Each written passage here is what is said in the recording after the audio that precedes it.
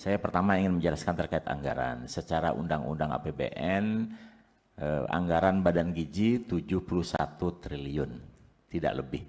Tapi kemudian Pak Presiden mencadangkan di BA-Bun 100 triliun dan itu diungkap oleh Menkyu yang lama.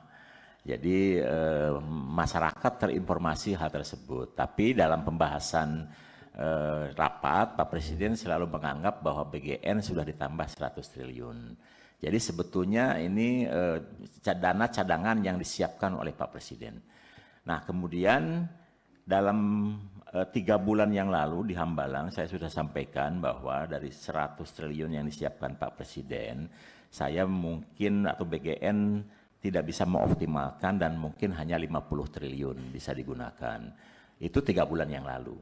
Tapi ketika terjadi pergantian Menkyu dan kita melihat progres yang ada di BGN yang 50 triliun itu baru bisa kita gunakan kalau percepatan terjadi mulai bulan Oktober, selambat-lambatnya November. Tapi dalam kenyataannya kita melihat bahwa percepatan baru akan bisa terjadi di Desember. Jadi kami kemarin sudah menyampaikan ke Pak Presiden bahwa Badan Gizi Nasional sepulang beliau dari New York, kami mengatakan bahwa kami tidak bisa menyerap yang 100 triliun, kami hanya mungkin bisa menyerap tambahan sampai 28 sampai 29 triliun. Oleh sebab itu Pak Presiden menangkap bahwa uang yang beliau siapkan itu bisa digunakan untuk kegiatan lainnya. Itu sebetulnya pernyataan yang ada terkait dengan anggaran.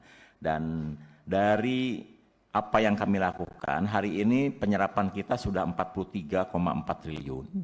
Ya, dari 71 triliun itu sudah mencakup 61,2%. Tetapi dana untuk bantuan pemerintah makan bergizinya yang dialokasikan 51,2 itu menyisakan di 50 hari terakhir ini menyisakan 14,9 triliun.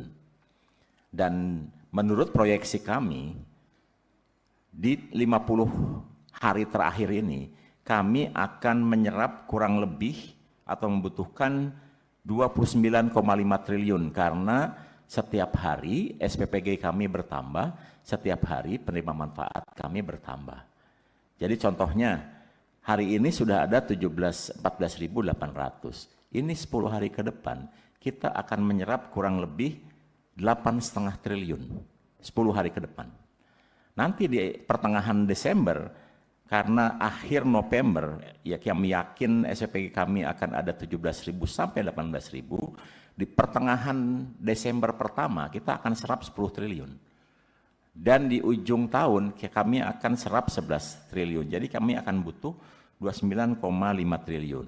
Nah, dana yang ada yang sekarang masih dibintangi adalah dana untuk pembangunan SPPG yang 1542 yang baru sebagian dicairkan. Itu masih diblokir kurang lebih 3,5 atau 3,6 triliun yang sudah kami ajukan untuk optimalisasi membiayai pembangunan SPPG terpencil yang kami rencanakan dan kami sudah buat Satgas identifikasi dengan Satgas Pemda yang sudah terverifikasi ada 8.218. Dan untuk pembangunan SPPG terpencil ini, kalau 6.000 saja bisa tercapai, maka kami butuh 18 triliun. Nah, 18 triliun dikurangi dengan dana yang dibintangi itu kami akan membutuhkan tambahan 14,1 triliun. Sehingga total ABT yang kami akan ajukan minggu ini ke Kementerian Keuangan itu kurang lebih 28,6 triliun. Nanti setelah disetujui oleh Kementerian Keuangan, termasuk optimalisasi serapan-serapan yang tidak optimal, kami akan lapor ke Komisi 9, mungkin akan ada rapat persetujuan terkait dengan itu. Itu terkait dengan anggaran. Jadi kami sudah koordinasi dan Kementerian Keuangan memberikan waktu yang sangat pendek, hanya 2 hari untuk melakukan optimalisasi serapan anggaran yang kurang dan juga tambahan yang dibutuhkan. Nah, kemudian terkait dengan kuota minus, ini Bapak-Bapak Ibu sekalian perlu diketahui bahwa hitungan kuota yang ada di tabel ini masih penerima manfaat 3.500. Izin Pak. Ya. Ini yang perlu kita luruskan. Sebenarnya sebelum minta ke Kemenkyu Pak, ke kita dulu Pak. Sebelum minta ke Kemenkyu, ke kita dulu. Karena fungsi anggaran di kita Pak. Bapak ke Kemenkyu itu dengan membawa surat dari persetujuan dari kita Pak.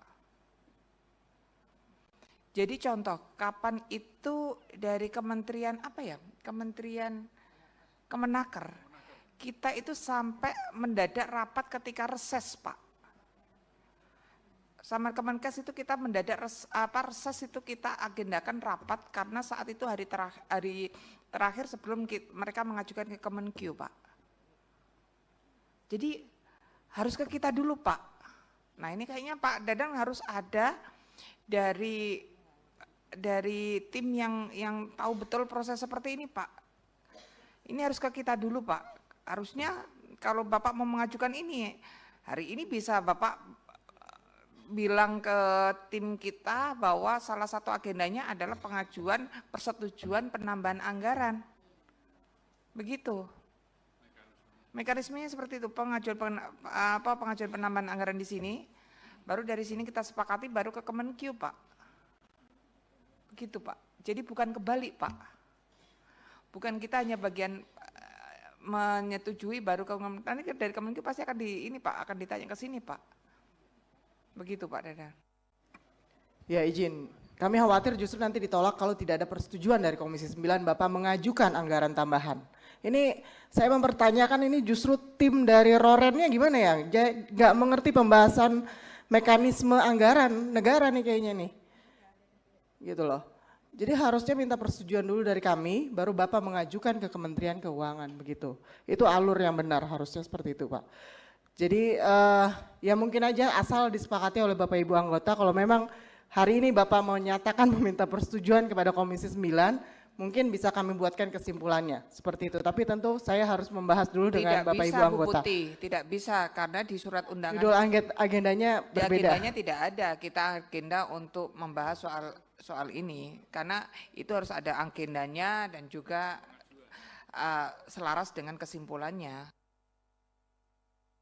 Baik, kalau gitu nanti kami ajukan permintaan untuk pengajuan. Baiknya seperti itu. Saya kira kita ajukan segera.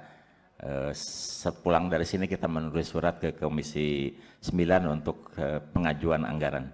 Agar minggu ini kita juga bisa membahas terkait dengan itu. Mudah-mudahan difasilitasi oleh Komisi 9. Terima kasih.